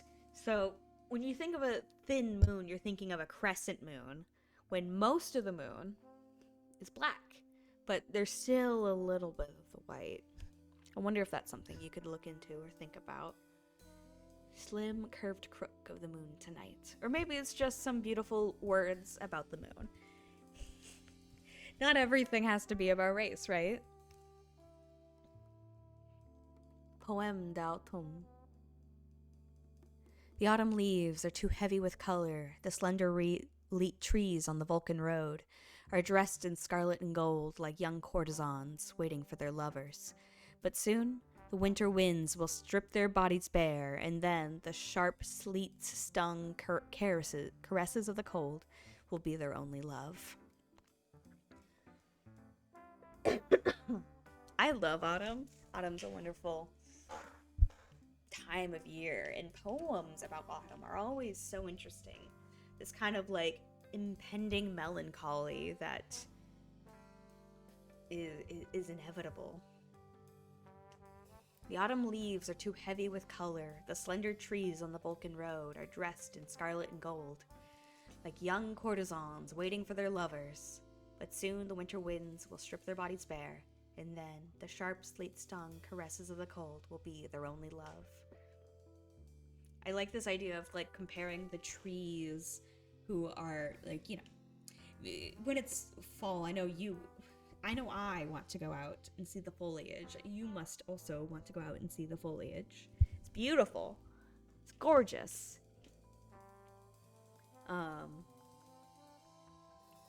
But comparing them to young courtesans waiting for their lovers is very, I think, interesting and apt, because then time continues, The autumn leaves with their color don't exist in stasis. They exist in time like we do, and time continues and things age. And when the winter winds strip their bodies bare, they are left alone. And, maybe that's a profound thought about how when we get older, we lose our looks.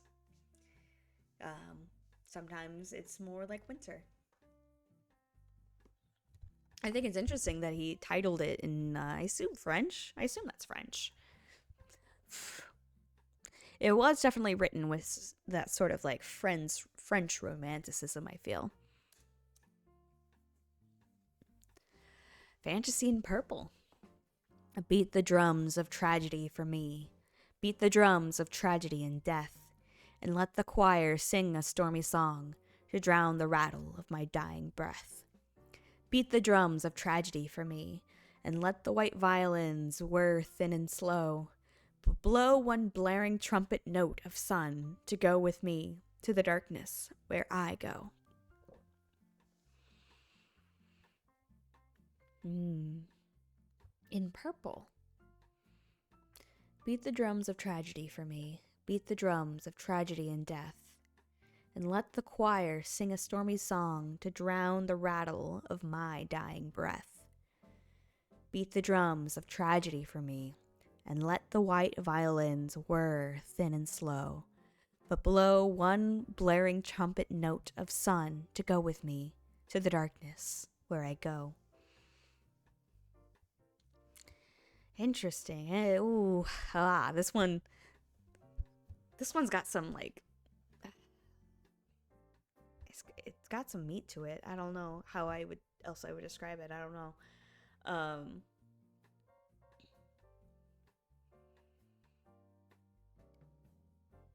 This is pondering on what somebody wants to have played when they die. Beat the drums of tragedy and death, and a stormy song to drown the rattle of my dying breath. I think also this is an interesting way to think about funeral practices, actually. There is, one aspect of Black culture is sometimes these really loud and great funeral processions where, people are carrying the casket and they're singing and they're playing instruments and all this is going on.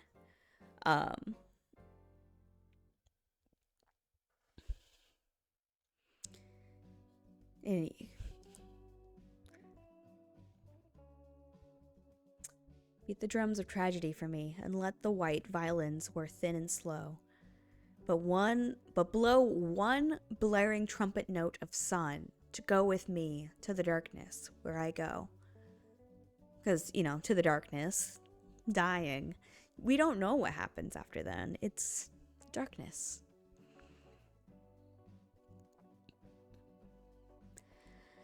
I think also, you compare, because usually those celebrations are very lively, a celebration of life versus, how,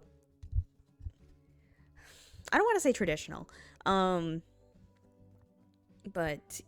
kind of the more white way of funerals, I would say, where, everybody's dressed in black and things are slow, and violins, I think, calling it a white violin was not coincidence there.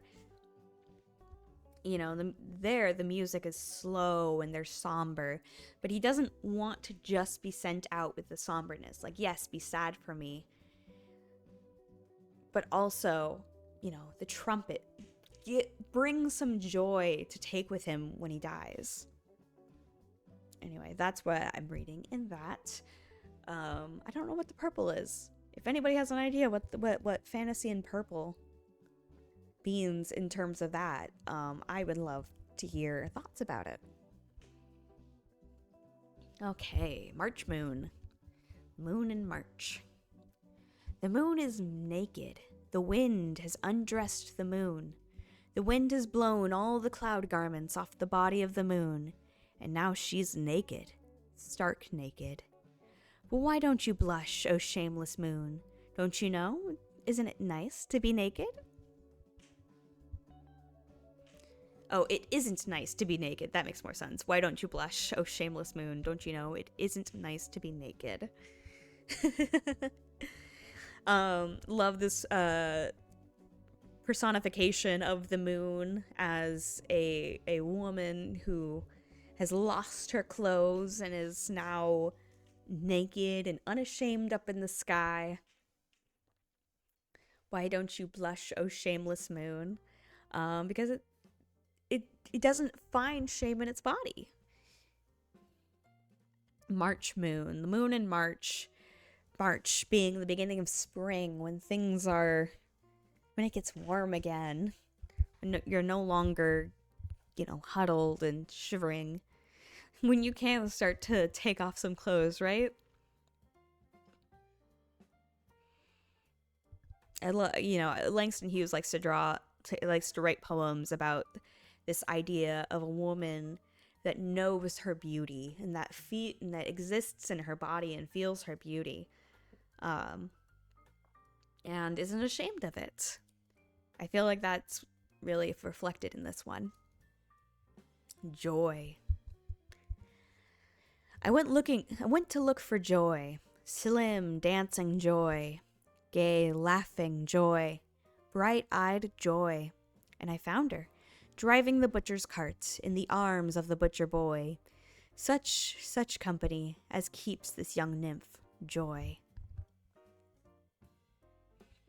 Driving the butcher's cart in the arms of the butcher boy. Joy. The capital J makes you think it might be a person, right? This young nymph, joy. But it's also you want to experience joy in your life.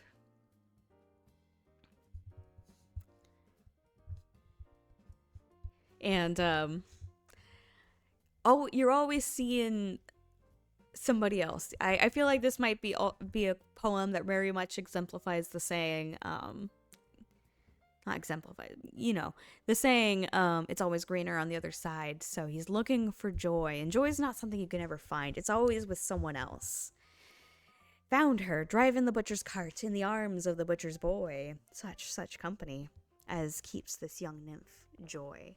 Never me. Always somebody else.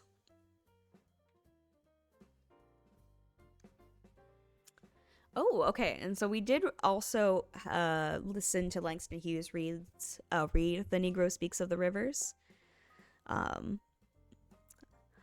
this is to W.E.B. Du Bois, who is going to be our author next week. We will be going into, I have borrowed The Souls of Black Folk, and I'm going to read through it a little bit, because I think it's kind of long, at least long for what we usually do on stream here. And I'm going to see if I can find some good excerpts to read.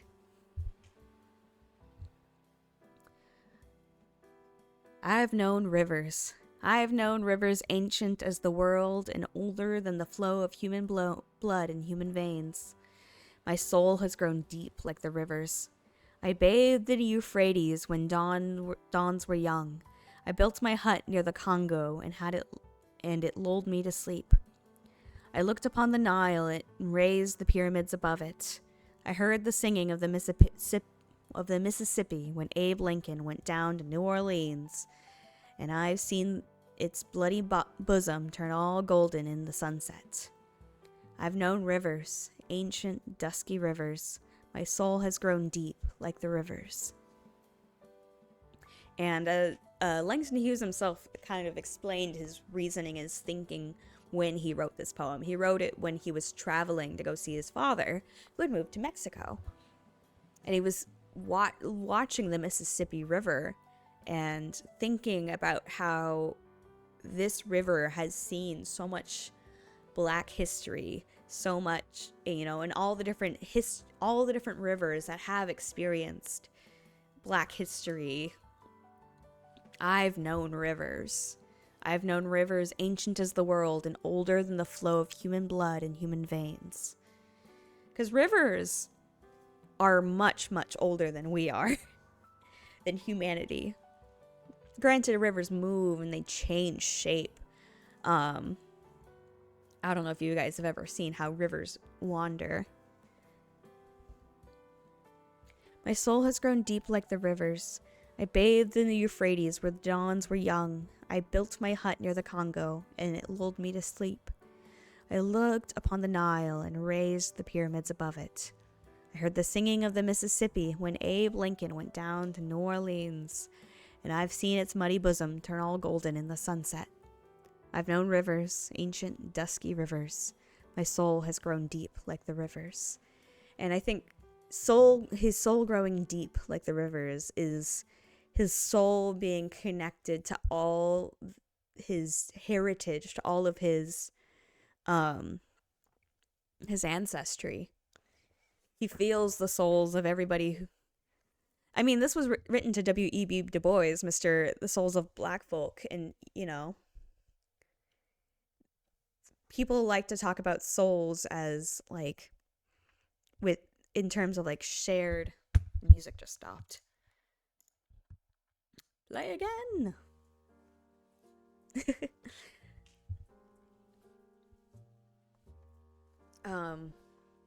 Oh gosh, I totally lost my train of thought, I'm sorry. I'm a little tired because I have, as you guys have seen, been sick and working the past several days in a row. But that's okay. How much more of this do we have? Okay, we're about half through.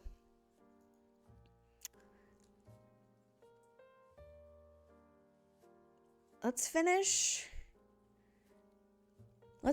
this section, and then I will go ahead and call it.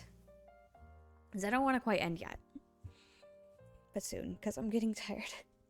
But I'm looking forward to next week, y'all. Doing a little W.E.B. Du Bois.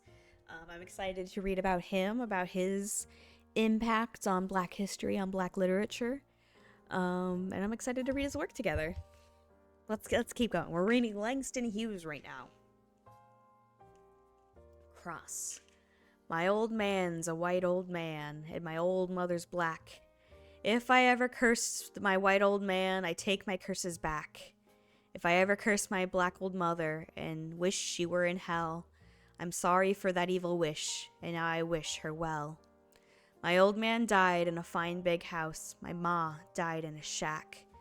I wondered where I'm gonna die, being neither white nor black. Now this one is a fairly... It's not hiding what it's about, I guess.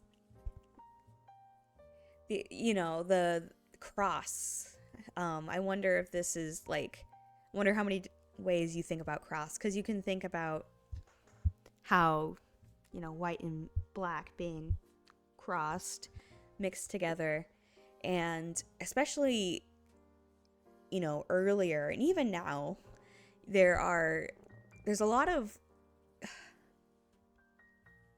prejudice against people who are mixed, who, they're often considered not black enough for the black community, or not white enough for white people.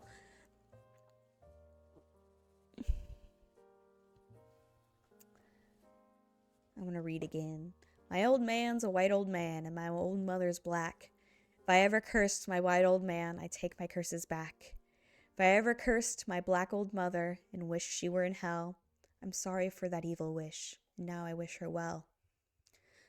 My old man died in a fine big house. My ma died in a shack. I wonder where I'm gonna die, being neither white nor black. Not knowing your place in society is often a struggle that makes people have to deal with.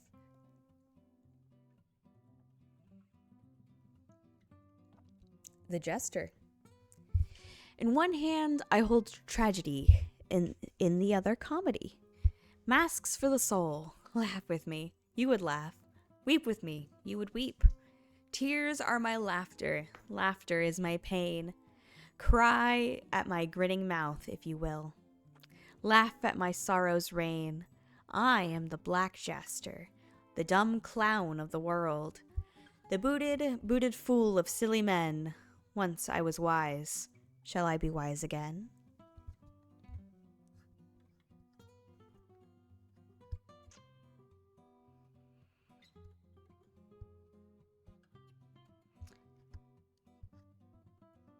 Sorry, I'm reading, doesn't really let me highlight very well.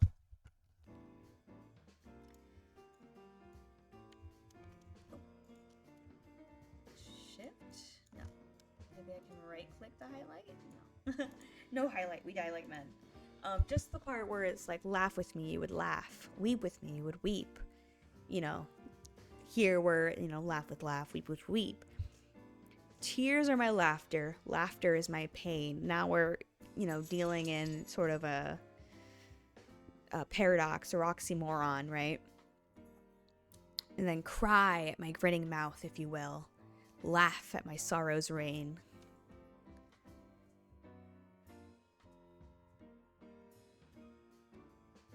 I mean, that is something that a lot of times, I'm sure many content creators can attest to this.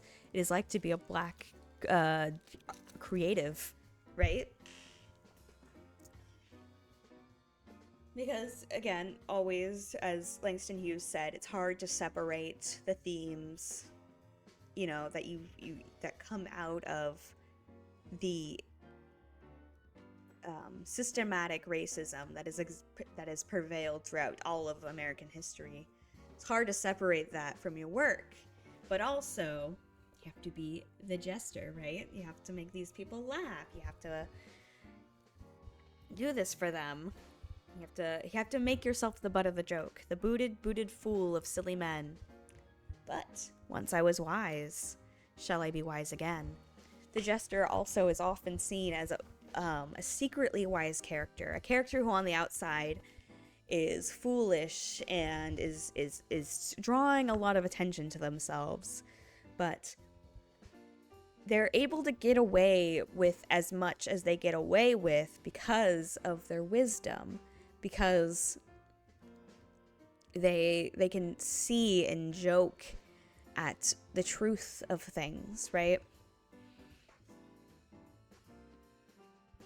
Often the jester is the one who sees things as they really are. Okay, the South. The lazy, laughing South, with blood on its mouth. The sun-faced South, beast-strong, idiot-brained. The child-minded South, scratching in the dead fire's ashes for a Negro's bones. Cotton in the moon, warm earth warmth. The sky, the sun, the stars, the magnolia-scented South, beautiful like a woman, seductive as a dark-eyed whore, passionate, cruel, honey-lipped, syphilitic, that is the South, and I, who am black, would love her, but she spits in my face, and I, who am black, would give her many rare gifts, but she turns her back upon me. So now I seek the North, the cold-faced North, for she, they say, is a kinder mistress, and in her house my children may escape the spell of the South.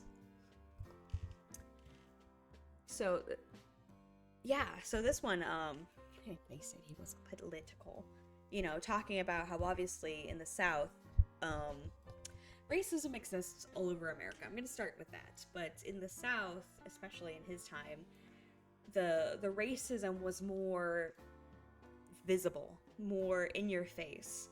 But also, the South is a beautiful place. Warmth, earth, warmth, the sky, the sun, the stars, the magnolia-scented South.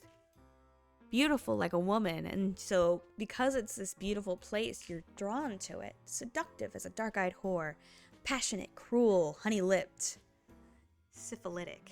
So, passionate but cruel. It's honey-lipped, it sounds nice, draws you in, but it's syphilitic, it hurts you, it gives you this rot that sticks to you.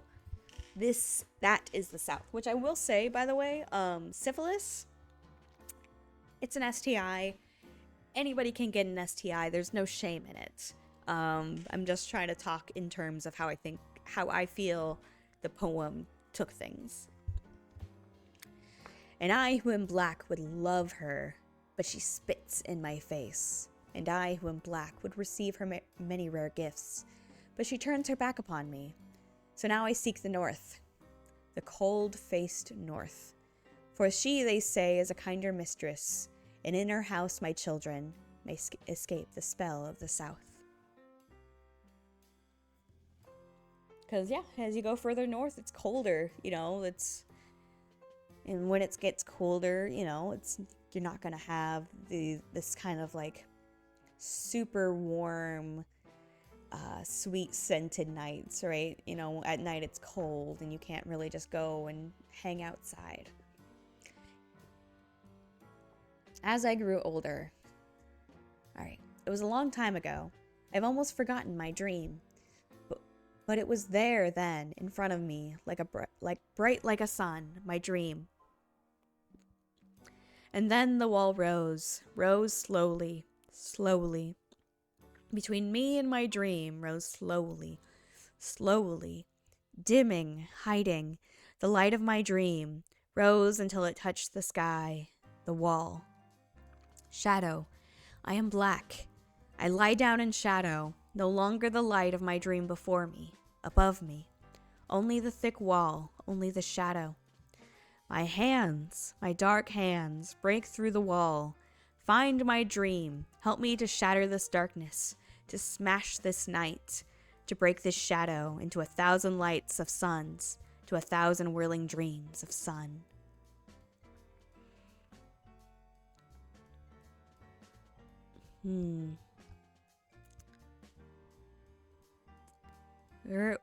But it was there then, in front of me, bright like a sun, my dream. The symbolism here is really interesting. The wall slowly rising as you age. You're not as idealistic. You're not as bright-eyed and seeing, something. When you're younger, it's easier to see a super bright future for yourself. But, as you age, as you become an adult, things start to feel less possible, less attainable. Oh yeah, I don't care if there's someone outside. Stop it. Sorry, I have a dog. Well, I don't have a dog, but I'm roommates with a dog. I lay down in the shadow of the wall. No longer the light of a dream before me, above me. Only the thick wall, only the shadow. My hands, my dark hands, break through the wall. Find my dream. Help me to shatter this darkness, to smash this night, to break this shadow into 1,000 lights of sun, into 1,000 whirling dreams of sun. I feel like it's very poignant that he's specifically talking about his hands, his dark hands, his hands as a black man, breaking through the walls that have been built up around him and finding the idealistic self that he was when he was younger.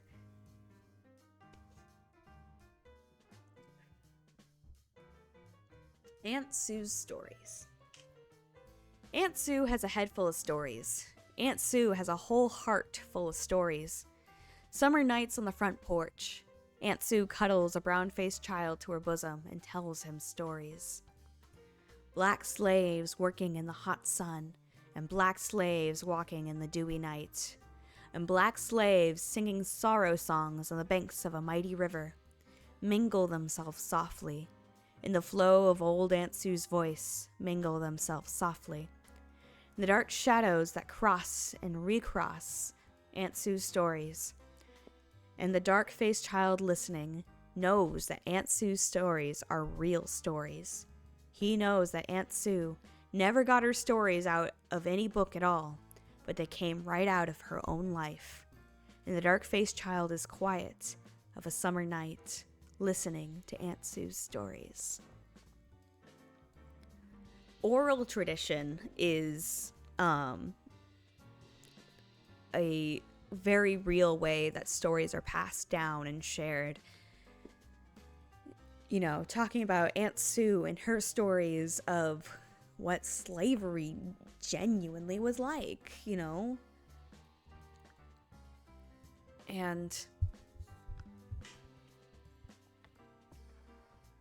I think it's interesting how this child has access to more reliable source of history, you know, the oral history passed, than a lot of scholars, I think, would get from the written accounts that are passed around, because who's the ones doing the writing? It's largely not the people who are enslaved. Black people were not offered, obviously, education. They didn't want people reading and writing and thinking. But they could talk. They had their language. You can't take language away from people. I mean, I guess you can in some ways, you know, placing somebody who speaks one language with people who speak another language can be hard. But people will find their language. People will find their ways to communicate and to make their stories and their lives known. You know, because everybody's an individual person who lives their experiences. Aunt Sue's stories are real stories.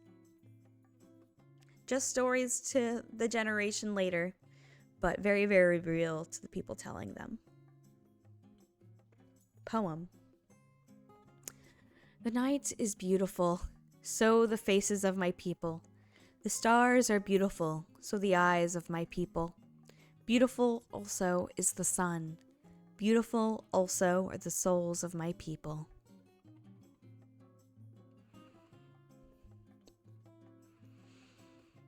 You know, I feel like that one's nice and pretty straightforward. A nice way to end this segment. The night is beautiful, and so the faces of my people. The stars are beautiful, so the eyes of my people. Beautiful also is the sun. Beautiful also are the souls of my people.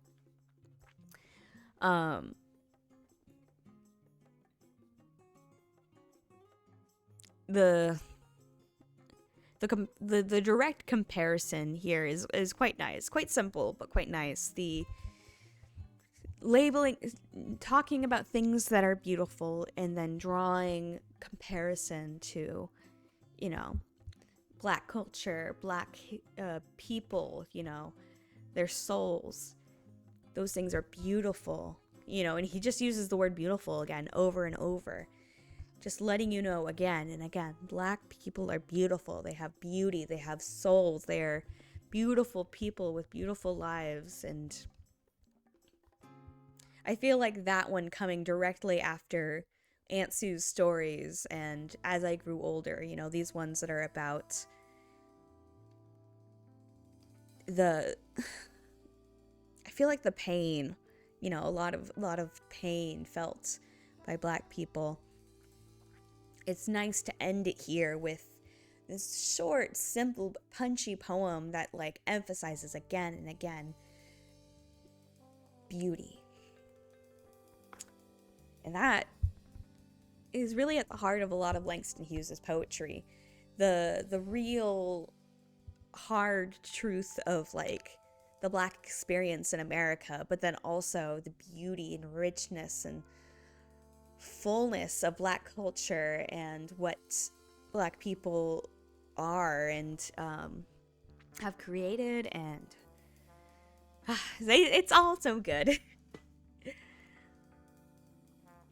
All right, we're finishing up here, guys. Thank you guys so much for coming and hanging out. I'm really excited this month. I should be streaming more than once a week. But once a week will definitely be dedicated every Wednesday at noon, Pacific Standard Time, I should say. We will have a stream and really focus in on one Black author and talk about their life and their writing and their impact on Black culture and Black literature and Black history, and I'm so excited. It's Black History Month, y'all, and we're here to celebrate it. I'm looking forward to it. In honor of Black History Month, y'all should go and support Black-owned businesses and do all that. I know I'm going to. I've lost a lot of my makeup. I don't know where my makeup bag went, so I think I have this local Laced with Cherry is a Black-owned like makeup seller. I don't know. She designs and creates makeup, and it's gorgeous. Oh my god, it's like exactly my aesthetic. It's like light and fantastical, and it's got glitter. It's got beautiful like black fairies as like artist as like art on the makeup, and I just am in love with it. And so I have a lot of the glitters that she has, and I have one of her like eyeshadow palettes, but I might need to go in for some of the more standard like eyeliner stuff because I can't find my eyeliner right now and it's driving me crazy. But anyways, thank you guys so much again for coming by. I'm Strixon. This is my blanket fort, and I hope you have a wonderful, wonderful rest of your day. And I'll see you guys next time. Bye!